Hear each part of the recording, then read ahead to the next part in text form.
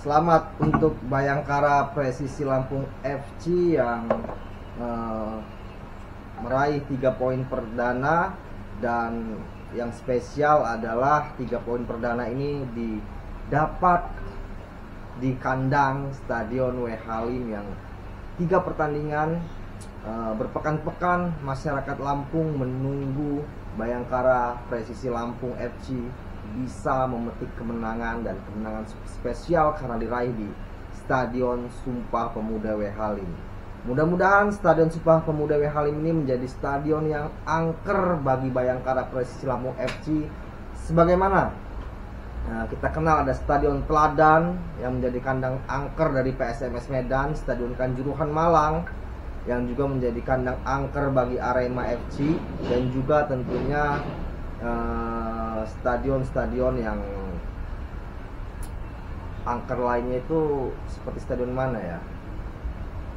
Kalau di Persib itu, Persib sering gonta-ganti stadion, ada Sejalak Harupat, kadang main di Bandung Lautan Api, kadang Siliwangi. Kalau Persija juga banyak stadion usiran. Ya, stadion yang angker di Indonesia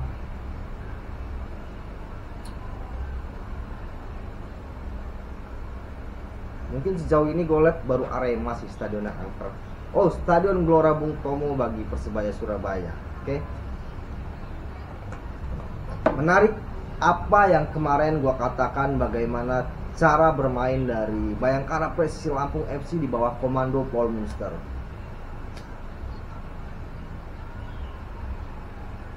Dan gue selalu respect dengan Paul Munster, meskipun dia tidak menjawab pertanyaan gue secara lugas bagaimana pola bermainnya, apakah adaptif seperti Arsenal atau reaktif seperti Jose Mourinho. Tapi melihat Bayangkara Presisi Lampung FC menyerang di lapangan secara langsung, kemarin gue sudah mengatakan bahwa Bayangkara Presisi Lampung FC mengandalkan lini sayapnya untuk beradu sprint dan menusuk ke dalam kotak penalti. Dan di gol pertama, Ilyas Parsojevic menerima umpan dari sayap kiri. Bagaimana sayap kiri itu mendapat umpan terobosan langsung, dan pemain sayapnya juga memiliki akselerasi dan dribbling yang sangat baik sehingga bisa mengirimkan umpan tarik ke Ilyas Parsojevic. Memang Ilyas Parsojevic ini striker macam Diego Costa kalau dulu di Chelsea, macam striker seperti Ruud van Nistelrooy, striker klinikal, mampu menceploskan bola ke dalam gawang dari Persis Solo yang memang pertahanannya sangat-sangat tidak terkontrol, sangat tidak terkendali, dan sangat rapuh. Kenapa gue bilang sangat rapuh? Karena di akhir-akhir babak kedua hampir Bayangkara Presisi Lampung FC mencetak gol ketiga dari kesalahan antisipasi sundulan pemain wingback kanan dari Persis Solo. Balik lagi ke 2 gol dari Bayangkara Presisi Lampung FC. Gol keduanya juga dari sayap kiri. Bagaimana kita lihat umpan terobosan lagi-lagi diserahkan ke winger kiri yang sangat kuat, dominan bermain di pertandingan sore itu.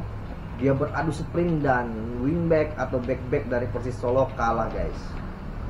Hancur Persis Solo di Stadion Sumpah Pemuda dengan permainan sayap dari Paul Munster ala-ala Manchester United di era Sir Alex Ferguson menurut gua.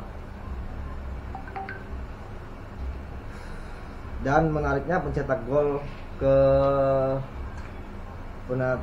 kedua Farid Sadat, pemain asal Finlandia. Menarik, banyak Paul Munster, maksud gua Paul Munster banyak menarik pemain-pemain dari Eropa sebelah sana karena dia memang kelahiran dari Irlandia Utara. Sebelumnya jarang kita melihat ada pemain Finlandia di kompetisi tertinggi Liga Indonesia.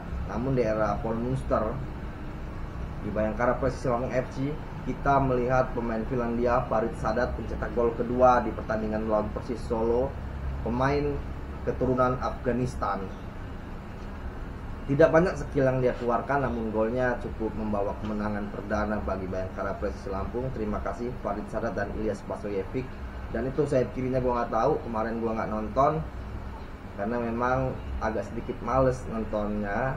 Datang ke stadion karena gue sebagai jurnalis tidak bisa menggali banyak dengan Paul Munster. Dia orangnya ketika berbicara hanya normatif dan reaktif ketika ditanya dengan pertanyaan-pertanyaan yang tidak dia suka, dan itu juga berlaku pada jajaran manajemennya juga ada. Ketika kita bertanya soal hal-hal yang tidak disukai, misal ketika gue bertanya tentang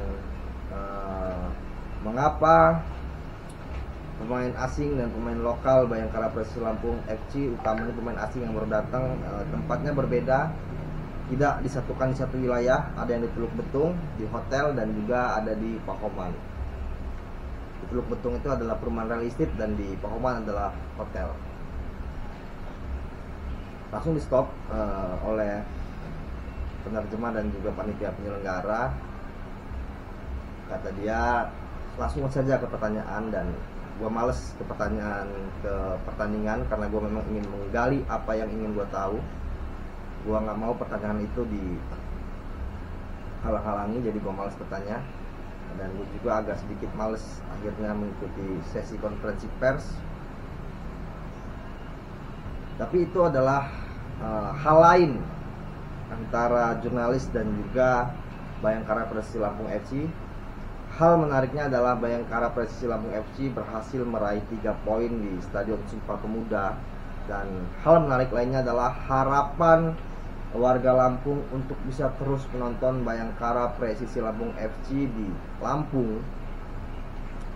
Jadi warga Lampung ini lama haus akan pertandingan sepak bola di kompetisi tertinggi Liga Indonesia. Pernah ada Badak Lampung FC, cuman hanya 1 tahun bermukim di kasta tertinggi Liga Indonesia. Dan mudah-mudahan Bayangkara Presisi Lampung FC dengan segala kekuatan finansialnya bisa bertahan berlangsung lama di kompetisi tertinggi Liga Indonesia. Meskipun pihak kepolisian saat ini sedang menjadi objek unjuk rasa yang terus sepertinya akan berkesinambungan di daerah-daerah Indonesia. Selamat untuk Bayangkara Presisi Lampung FC.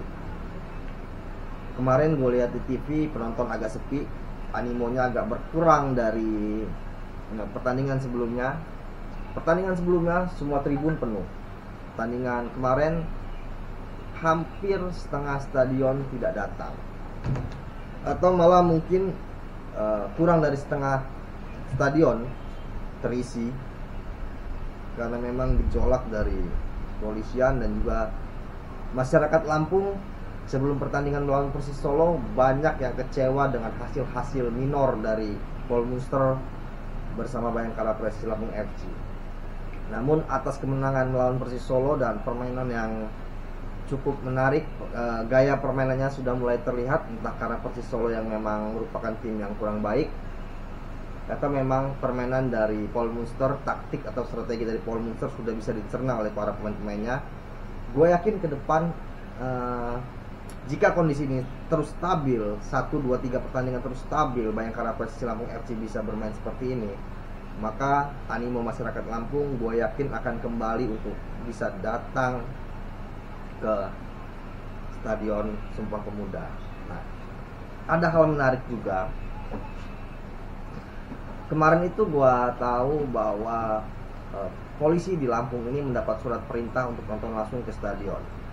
Nah, mungkin sepinya pertandingan kemarin, sepinya penonton di pertandingan kemarin karena para polisi diminta siaga atas gelombang unjuk rasa di sejumlah wilayah di Indonesia, sehingga stadion sepi karena polisi tidak datang menonton langsung mendukung Bayangkara Presisi Lampung FC di Stadion Sumpah Pemuda. Itu sedikit pemikiran singkat gua terhadap Bayangkara Presisi Lampung FC. Terima kasih buat kalian yang sudah terus mendukung dan subscribe serta like dan komen di channel Kandra Ayah Bunda. Anjay.